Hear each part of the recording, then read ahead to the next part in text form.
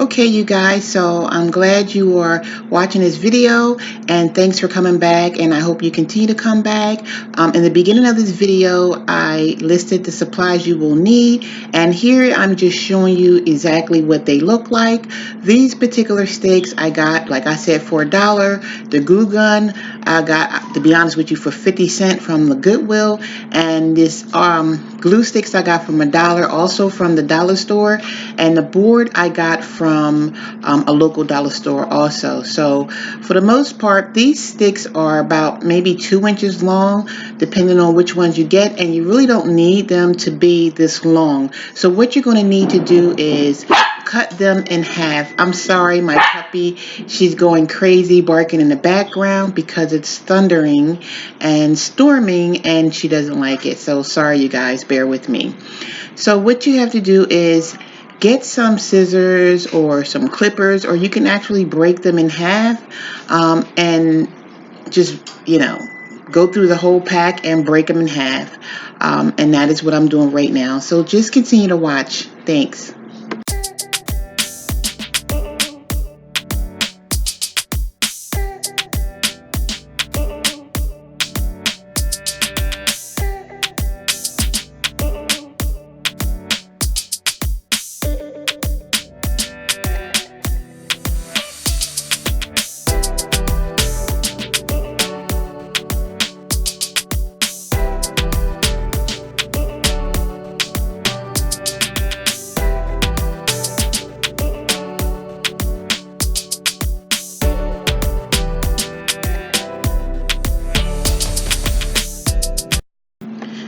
Okay, you guys, we are back, and I've already cut all the sticks in half, so I put them aside. And what I went on ahead and did off camera was I took my board and I drew lines going across and, well, diagonal and horizontal on the board, and this way it allows me to have perfect spacing between each of the little wooden pegs that I put in.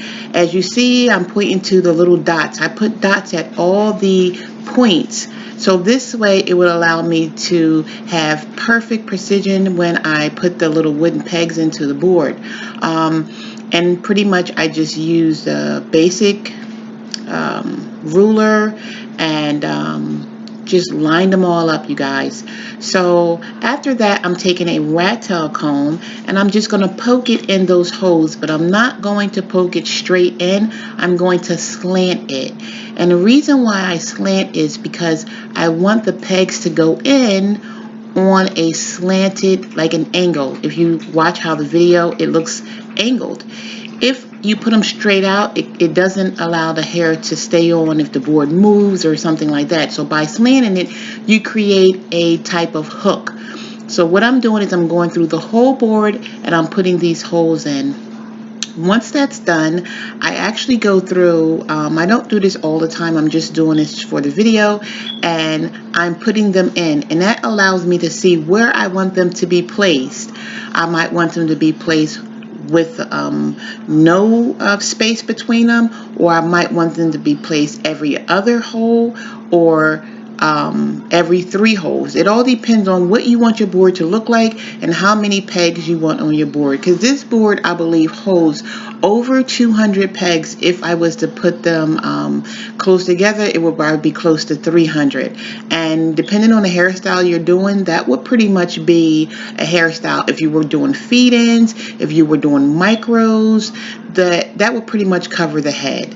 So off camera, I'm trying to not make this video so long because it actually, takes a longer process to do everything each step by step, but I just want you to get the picture. So what I went on ahead is, after I've got my spacing correctly, I began to glue the wooden pegs in. So what I'm doing is I got my glue gun, I put my glue in there, I got it all hot and ready, and then I took and got the pegs that I already have pre-cut, and I am poking it inside of the holes that I previously poked inside the board, but I'm putting glue on the ends of them, so this way it is nice and secure. And people, don't be stingy with that glue, go for it. You want to make sure that your pegs last a long time inside of your board. Even though this board cost less than $5 to make, it can last you a while.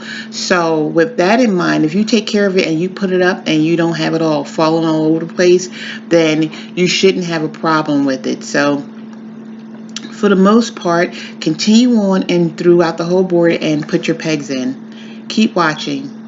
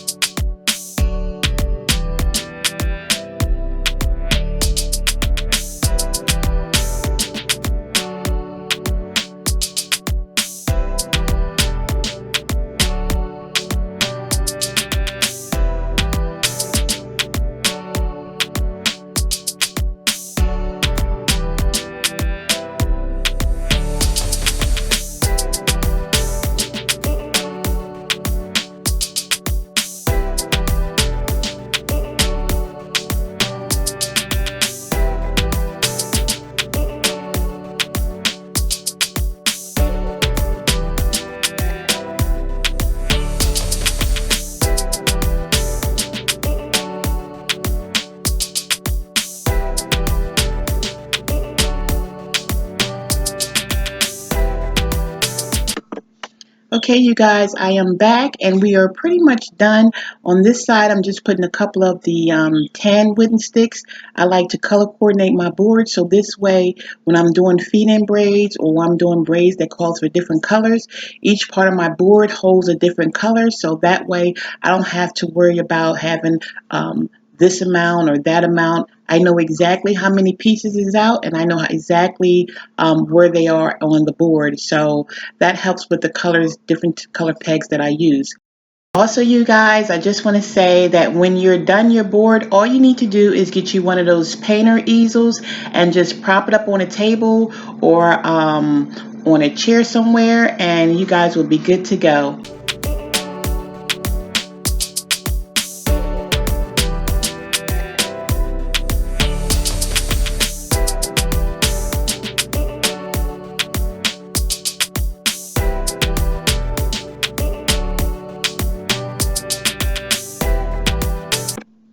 All right, you guys, we are at the end of the video, and I hope you enjoyed this tutorial, DIY, whatever you want to call it. But this is a braiders board, you guys, and like, comment, and subscribe at the bottom. Please give me thumbs up so I can bring you more of these videos. Please watch the whole video because I need you to be watching in order for me to bring more videos like this. Also, this board holds about 200 pieces. Share this video because there are a lot of braiders out there who can't always afford to buy one of those pegboards, which you only get about 30 or 40, I'm not sure, but this one holds 200. So thanks for watching. Share this love, you guys. Like, comment, and subscribe. And for less than $5, this is what you can get. Bye.